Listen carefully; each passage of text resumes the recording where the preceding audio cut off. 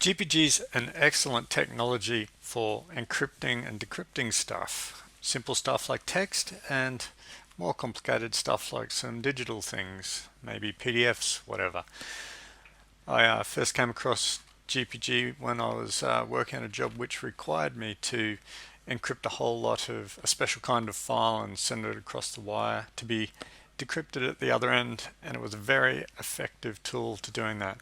So today I'm going to look at that in the context of using it from a user perspective, not a developer perspective, and on Windows. So I'm now downloading GPG for Win, which is the Windows version of GPG, and then we're going to go through the installation of that, etc.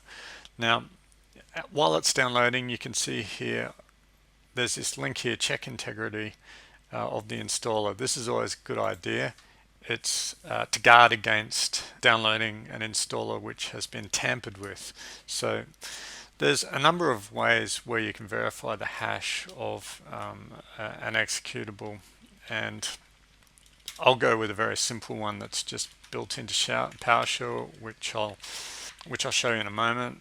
But by all means, if you want to Google for a better solution, go for it. So I'm just going to change into that directory using PowerShell. And to get the SHA-256 hash, all I have to do is run, I think it's get file hash something, get file hash, the executable. And you can see here we've got the SHA-256. I'm just going to copy this into clipboard, and we now go back to this page, and if I do a find, paste that in, you can see it matches. So we've now verified the installer, and I'm now comfortable running it on my system. I'm going to go through and accept all of the defaults, and once it's installed, we'll take a look at some of the things you can do with GPG.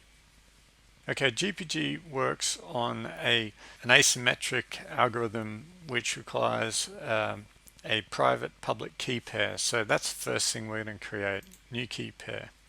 So I'll just call myself crypto, doesn't really matter. I'm going to leave the email blank.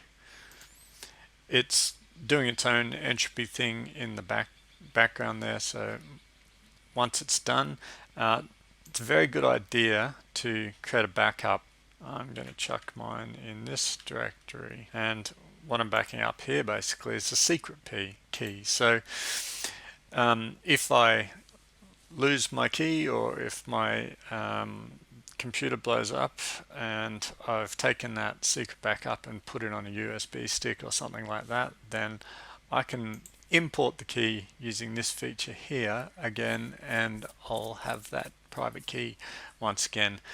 The other thing that we use this key pair for is when I want someone at the other end of an email, for example, to decrypt what I'm sending to them, I'll give them my public key, and you can export your public key by right-click on this, export, and you can see there it's got public on the end. So if I just save that there, and then if I go to here, now the key there, which I can open up in Notepad, and it looks a bit like that, I can just give that key to somebody else. They can import it into their version of Kleopatra, and they'll be able to decrypt anything that I send to them. So let's go for a simple example. I'll open Notepad Plus up again.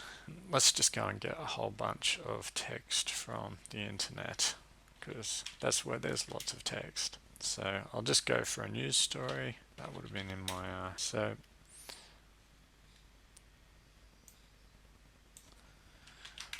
we've got a bunch of text here, and let's say that text is important to us. Let's just paste that there. Now that might be really super important text that you looking at the content of it, it's not really too important, but let's just say that was bank account details, passwords, or something like that that you either want to store on your system, or maybe it's tax information that you want to give to your accountant. We can put that into the clipboard, and then there's usually a little Kleopatra in our system tray there, and so let's encrypt what we just put in our clipboard. So we need to choose a recipient, and I'm just going to choose myself. Encryption succeeded. Okay, so that's now in our clipboard. So if I go back here, we have encrypted text, and I can now save that tool file, or I can email it to someone, whatever. Now if I go and take that, and I'll even open a new document, go back to my system tray, and clipboard, decrypt. So that has automatically done it. It has decrypted what was in my text clipboard. So I just click finish, and now you can see that same original text is decrypted.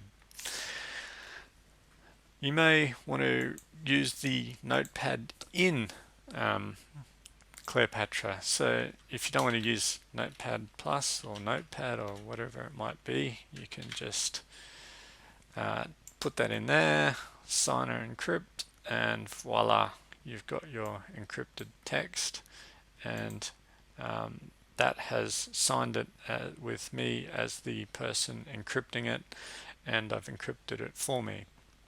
Then of course you can go back here. Then I can decrypt it. When I decrypt it, I get it back again.